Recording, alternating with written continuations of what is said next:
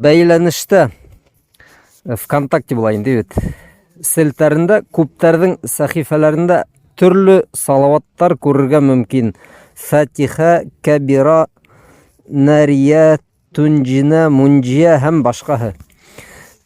Мына кардәшләр, ул зикрҙәр, дугаларга килгәндә, бында без әйттек, теге мөселмандың калгаһы дигән китапты әгәр яхшылап өйрәнһәгез, шундагы зикрҙәр, дугалар һәм уларның исемдәре һеҙгә етә.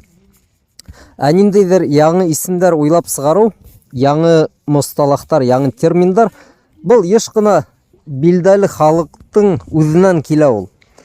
Әйтәйек, мәсәлән, теге Коръан укытучылары араһында Ясинде күпмелер мөбингә бүлү дип дигән нәмә таралмаган бит инде. Ул бернидәй ғәрәп Коръанды 1000 тапкыр укыган буһа ла, 5-6 кыйрааттың хафизы буһа ла, ул аңламауы бар. Мөбин нимә ул дип. Ул безнең якта шундай берәй һүз уйлап китереп сыгаралар да, мана Ясиндә фәлән мөбин бар.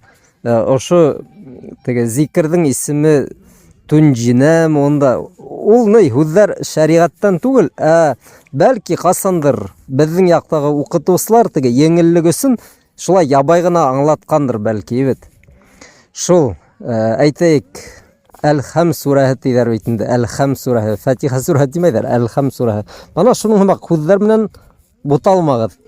Мосмандың ҡәлғәһе тигән китап бар, шундағы теге доғалар исемдәре еткән. Үҙегеҙ ҙә буталмағыҙ, кешеләрҙе лә бутамағыҙ.